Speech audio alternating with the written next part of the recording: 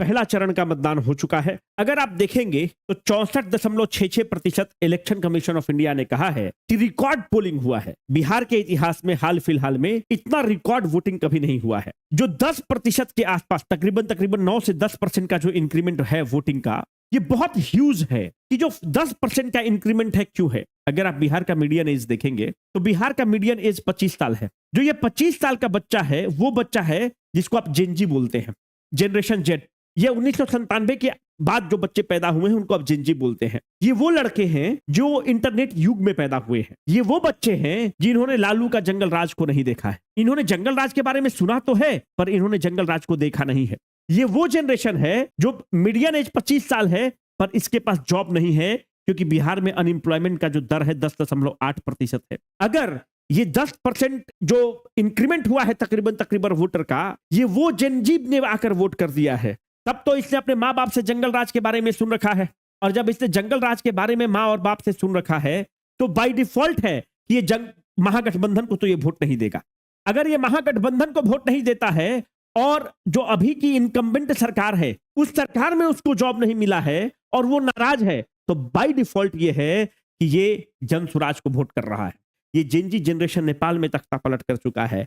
अगर ये Gen Z generation incumbent सरकार से नाराज है और जंगल राज के बारे में इसने अपने माँ और बाप से सुन रखा है, तो बाय डिफॉल्ट ये हो रहा है कि ये जन स्वराज को वोट कर रहा है। अगर मानते हैं कि 10% का जो इंक्रीमेंट हुआ है, जो लोग छठ में आए हुए थे, जिसको दिल्ली में बिहारी कहकर आप उसका मजाक उड़ाते हैं, बम्बे में भैया कहकर उसको 2 थप्पड़ मारते हैं। We are the first great citizens, we Biharis are the first great citizens, but we are languaging as the third great citizens because of this politicians.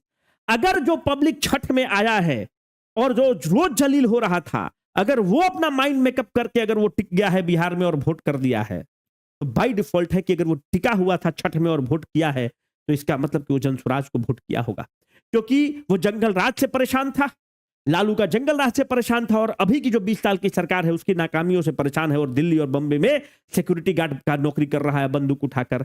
जो आ रहा है बिहारी कहकर उसको मजाक उड़ा रहा है।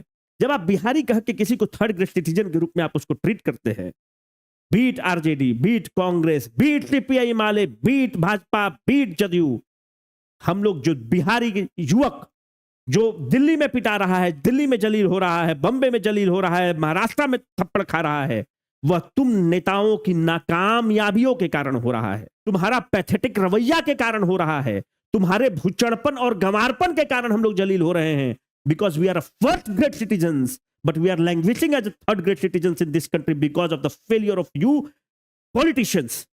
तो अगर ये 10% वोट छठ वाला भीड़ है, तब तो फिर वो जन स्वराज को वोट किया।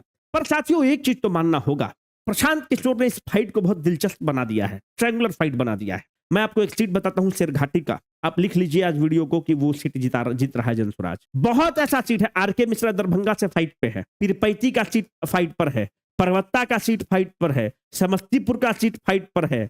स्कूल का बस्ता छाप पर बटन दबाएं, जन स्वराज को विजयी बनाएं।